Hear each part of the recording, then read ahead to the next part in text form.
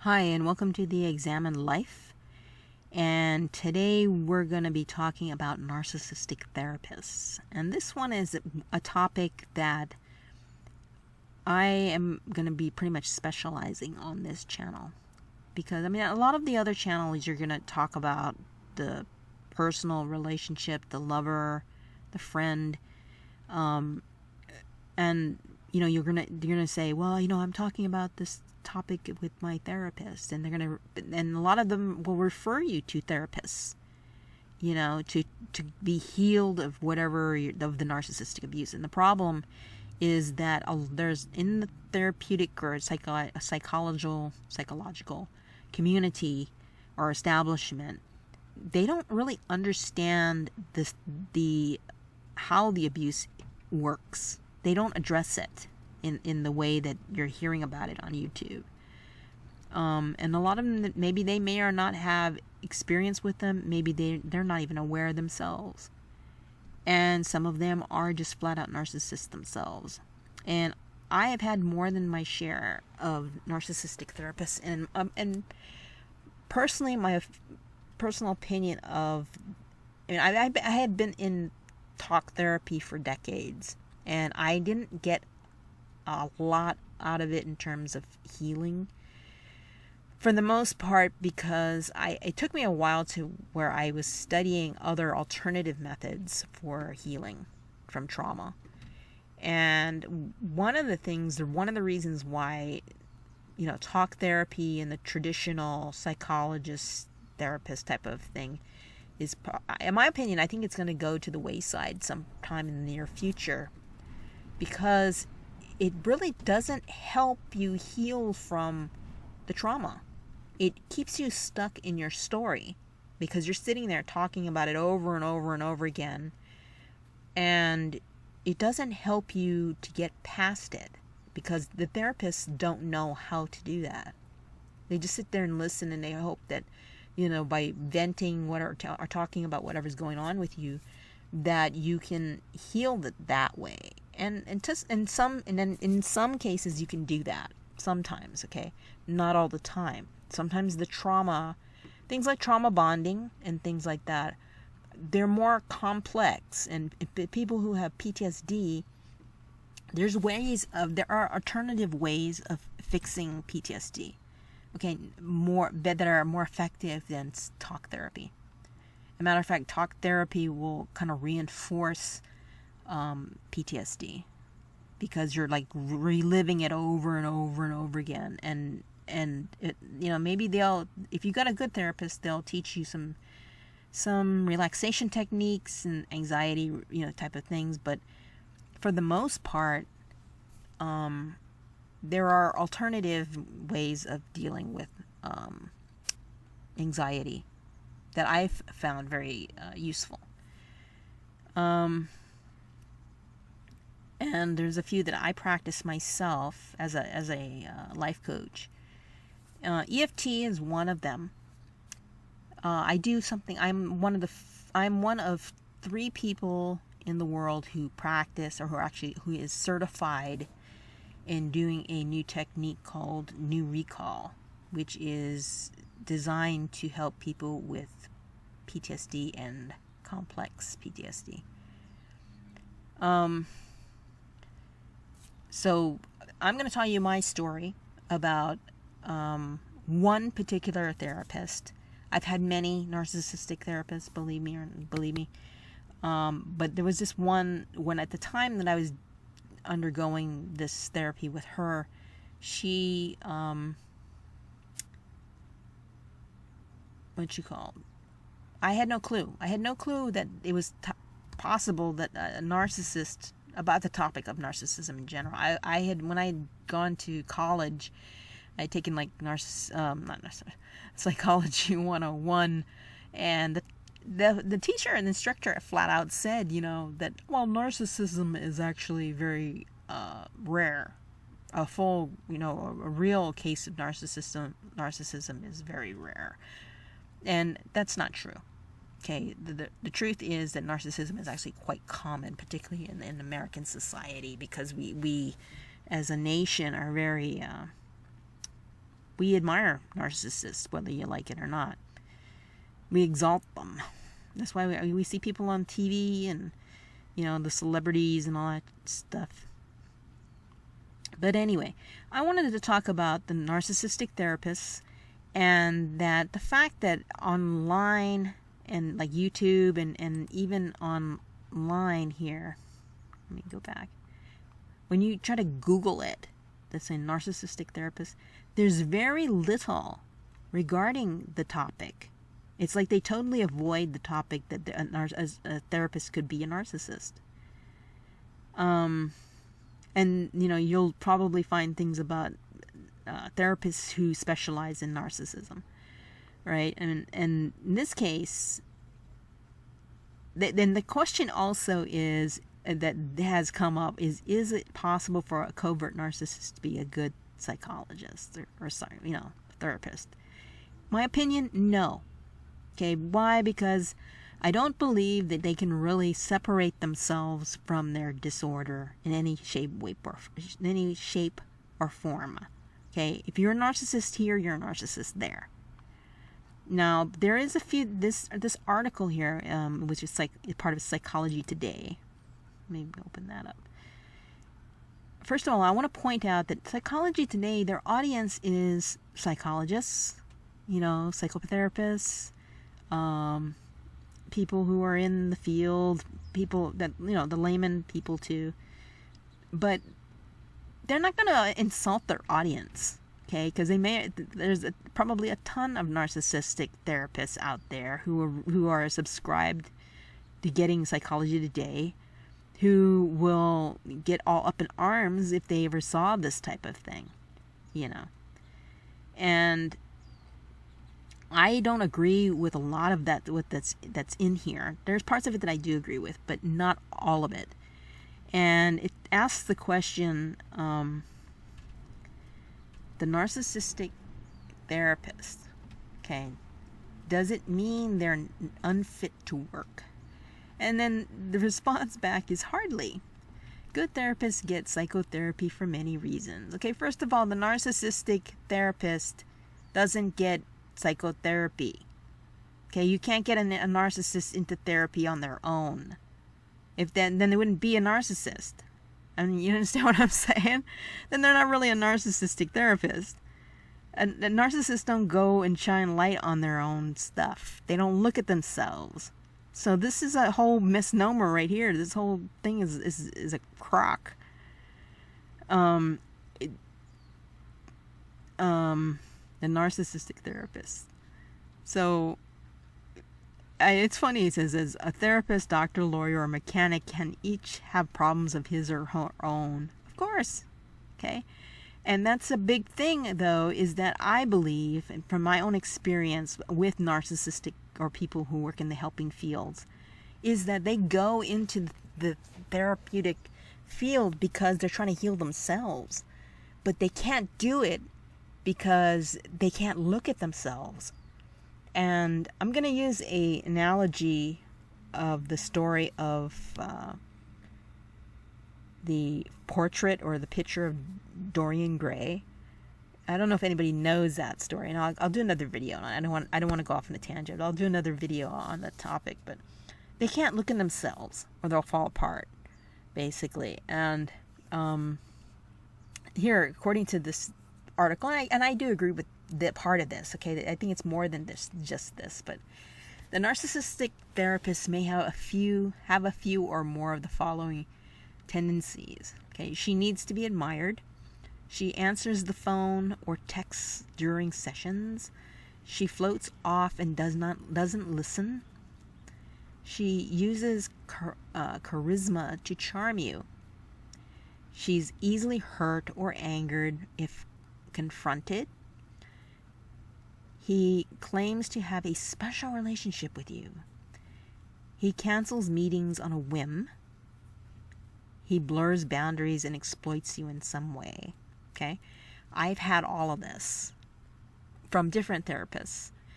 There's one particular therapist who had at least 1, 2, 3, 4, 5, 6, 7. Oh, wow. All of them. I had one therapist that actually had all of them. Well, there you go. That definitely was a narcissistic therapist. But anyway, I am not going to talk about her on this video. She's a special case. But I will talk about one therapist that I had who, it's in retrospect that she was definitely, I think, a narcissist. Now, here's another part of this article here. Many therapists go into the field with unmet childhood needs, which is probably no surprise. Therapists are people from all walks of life and backgrounds. And it states here, one may be overcoming childhood trauma and is drawn to help others who are suffering as well. That's very noble, the way they phrase this, okay? As I said, psychology today it's biased, meaning that its audiences are probably psychotherapists and psychiatrists. So they're not going to insult their audience. So it sounds like they're kind of empathizing with them, saying, oh, you have childhood trauma. That's why you have a noble reason for becoming a therapist. And not really. In my opinion, my understanding, and my own experience with them is that because they're not capable of looking at themselves. Yes, they've had childhood trauma. Yes, they're injured people or seriously damaged people. But what they do, in my experience, okay, is that they live vicariously through you and through your own healing. Meaning that because they cannot look at themselves and heal themselves, what they do is they try to heal you, and which in turn makes them feel better about themselves, and then they can claim you as, you see, I healed you. I healed you. You did? Can anybody heal you, really? We heal ourselves. We do it through our own self-examination.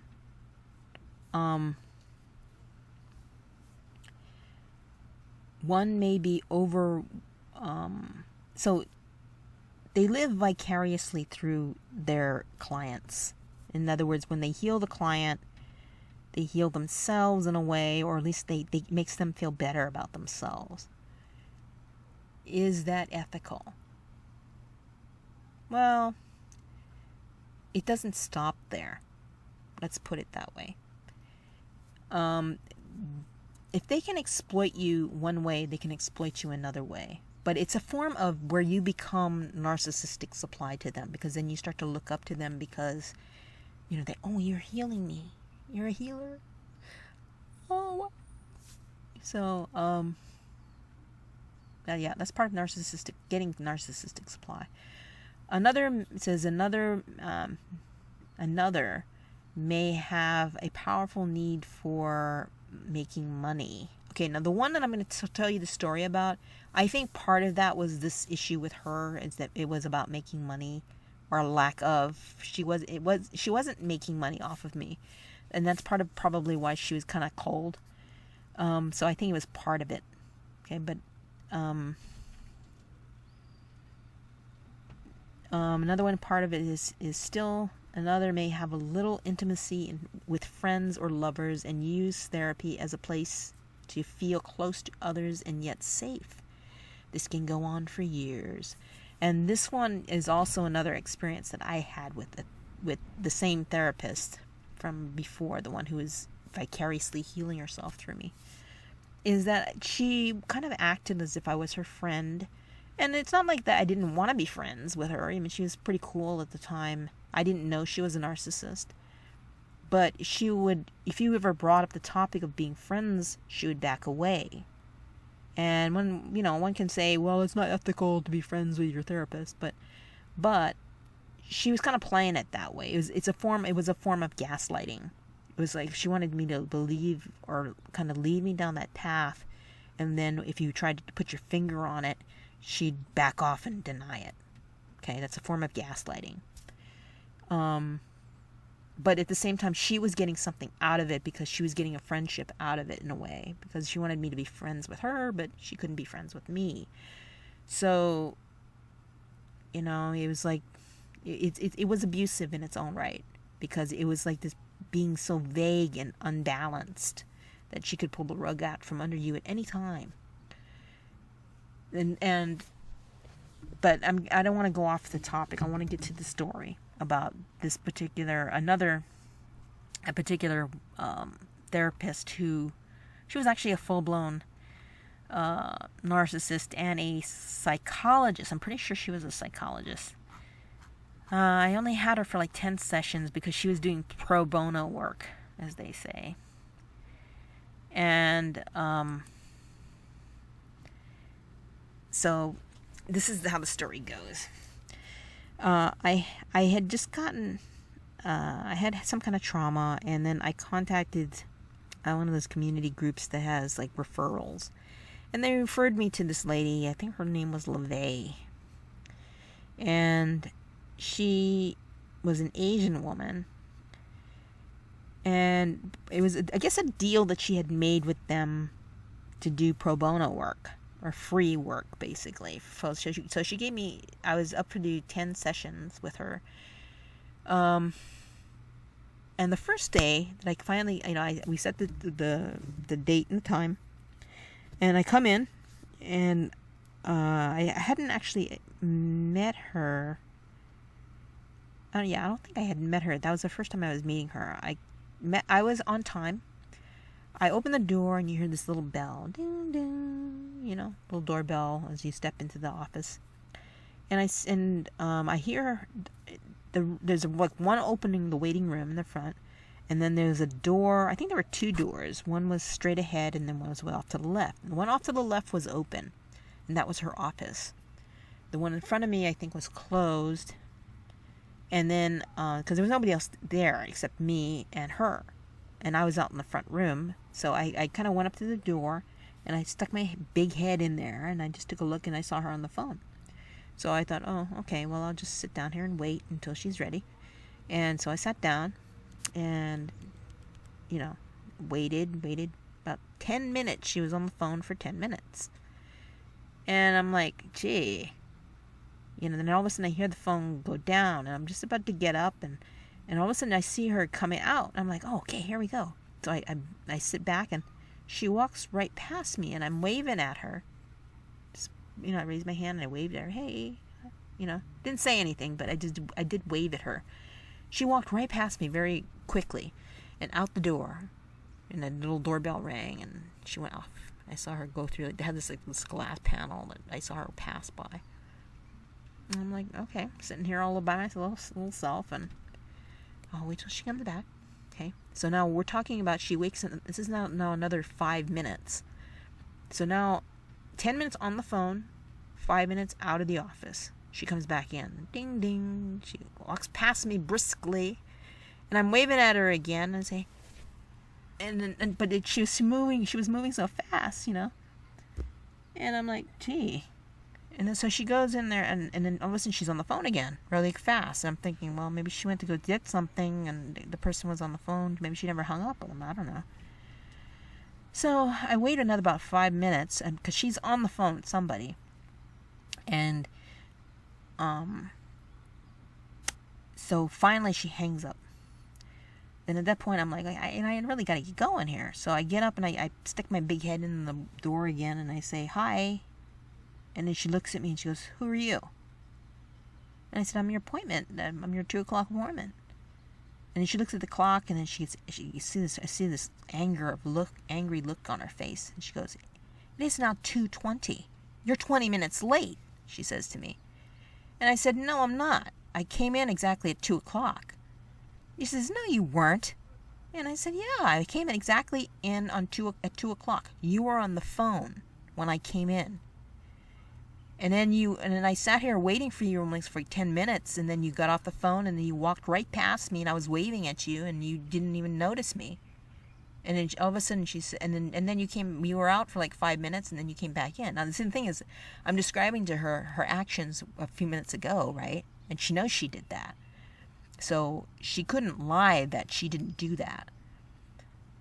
So she's like, oh, well, you have a responsibility to let me know you're out there. And then it's like, I was sitting there thinking, I'm being courteous to her to let her get off the phone, let her complete her phone call instead of interrupting her. And so she says, you have a responsibility to let me know that you're out there. And I said, I was waving at you when you walked past me. I mean, what more do you need? I mean, we're the only two people in the room. And so I'm just pointing that out to her, and she's getting more angry. Okay, now she's not willing to, number one, she wasn't willing to accept or acknowledge the fact that she's not aware of what's going on around her because she's so self-absorbed. Really? And then she wants to turn around and blame it on me. It's my responsibility. It's my responsibility to make sure that you know what's going on around you. Excuse me, the doorbell rang. You put the bell on the door so you know that somebody's coming in the door, right? You're not aware, you didn't pay attention. You're not aware that somebody came in.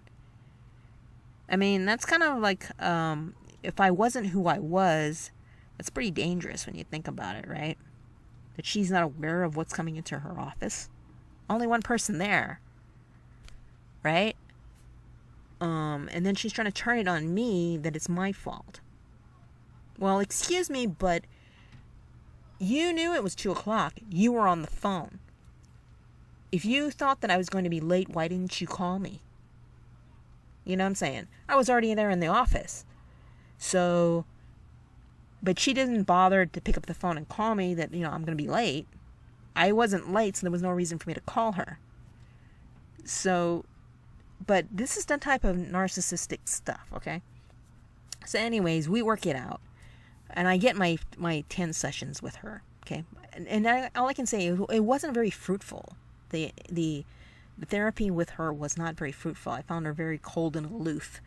And by the ending of it, she says, you know what, I'm going to cure you of all your stuff, okay, by the time this is all over. And you'll never need therapy ever again, okay? Well, if that was the case, really, I mean, did she need 10 sessions? Probably not, but that's what she says, right? So I guess maybe she needed to account it to somebody that she was doing her job. But this was her private practice now. So you think about it in that you're alone with a therapist it's a one-on-one situation, and they can do a lot to you mentally and emotionally, particularly if they're a narcissist, and you can't prove it, okay? Because it's just you and them. How can they be accountable? I mean, you can make all the accusations that you want, but at the end of the day, it's gonna be like, he said, she said, or she said, he said, whatever. And nowadays we have stuff called HIPAA laws for confidentiality and things like that. But you think about that, okay? You're very vulnerable. You're coming to them for help. You open your heart, you open your mind, you're spilling your guts to them, and they're a narcissist, and they can use this shit against you at another time? Really? Interesting. Or they can use it to incriminate you, maybe, and that's why they have the HIPAA laws, by the way, so they can't so they can't use the information they get. But either way, the last session, by the way, let me bring it to a close. The last session, she says, okay, I'm going to cure you of all of this stuff. And I said, okay, go ahead. All right. I'm going to hold up my finger, and I want you to look at it and count to 10. So she holds up her index finger in front of me, and she says, focus on my finger, okay? Count to 10. I count to 10. Okay, you're cured. And I said, really?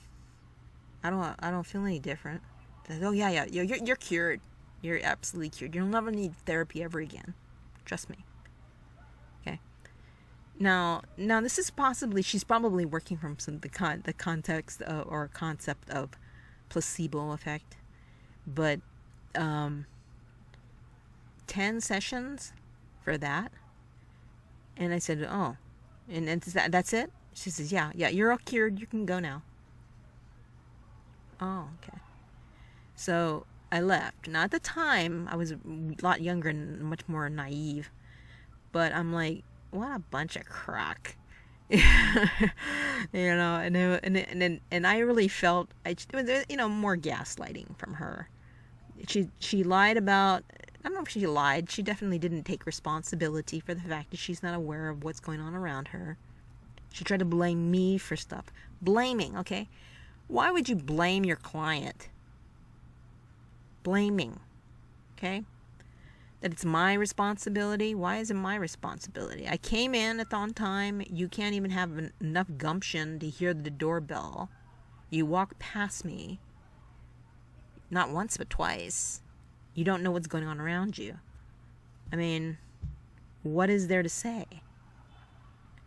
Well, that's an example of a narcissistic therapist, okay? And it wasn't until in retrospect, many years later, when I started to study narcissism, that when I look back on the behavior and the things that she said and the way she said them, it was very clear to me that she was a narcissist in a private practice. And this is the kind of stuff that you need to be aware of. Okay? In that a therapist, you're putting yourself in the hands of somebody who may not necessarily be ethically, somebody who has ethics, somebody who is necessarily healthy. They may be toxic in their own right. And in the Psychology Today article, they're saying that it's possible that a narcissist can still be a good therapist. And my opinion is no. Okay, they don't belong in the field. But you have to be able to diagnose them and call them out. My opinion is, if you suspect your therapist is a narcissist, get the hell out of Dodge. Go get yourself another therapist. Seriously. If more people become aware of this, they'll be put out of business just by the fact that they keep losing clients, and that people are going to talk, and and about their behavior. And if they're very vindictive, it speaks for itself. And as I said, narcissism amongst things like psychiatry and psychology is actually probably a lot more common than they're willing to admit to. And you're not going to find a lot of it online, because people are, they want to exalt the concept of a doctor, and they think, well, the person who's a doctor. No. Let me, that they're somehow better or something ethically or morally than anybody else. And the answer to that is no. They don't lose their humanity or lose their, the fact that they're, how should I say this? They're like anybody else. Okay, just because they jump through the hoops of becoming a doctor or a therapist or a psychologist or whatever, all they did was they jumped through the hoops of a university or a college, and they met the requirements. Doesn't mean they're a good person. It does not mean that they're a good person. It doesn't mean they're an ethical person. It doesn't mean that they're an empathetic person. Does not mean that at all. All it means is that they met the requirements of a university and they got their piece of paper and they can wear their little white coat. It doesn't mean that they're good people on the inside. Okay, I met a two somatic narcissists, a doctor, and he was at a health clinic that I had gone to, and it was like he met his perfect mate and this nurse who was also, studying, and they were very young, and it was like talking to Ken and Barbie. They were very attractive young people, and it was like they had these killer smiles, and he was studying medicine, and it was like so perfect, but it was just so superficial and lacking of substance in the interaction with them. They were like these little kids, And he had his master's degree, he was working on his PH medical, MD, whatever. But he was just so superficial in the interaction. And he was young, and you might say, well, they're just young. But it wasn't just that. It was more the fact that it was just a flat-out somatic narcissism. When I talk about somatic, the term somatic is that there are different types of narcissists. And I'll go into that in a different video. But I hit the 30-minute mark. So I want to bring this particular video to a close and just say that this is the first of other, I'm going to revisit this topic along the way, of the topic that narcissistic therapists do exist. And that if you do choose to go into therapy, and if you feel that that's the best route for yourself, just be aware of that. And if you sense that that the therapy isn't working for you, then, consider other methods like EFT or acupuncture or, there are other forms that you can use. Even, yoga in terms of learning relaxation. Tai Chi is a good one. It's part of just getting control of that energy that's within you, that if the trauma is causing you anxiety. And I'll actually go into some of those topics and some of those things on another video. But I just want to bring this one to a close. And thank you for listening. Please subscribe, and if you want to share your story below, please do so. I'll talk about other things, like friendship, narcissistic friends and lovers and all that stuff on other videos as we go along. Thanks a lot. Appreciate it. Bye-bye.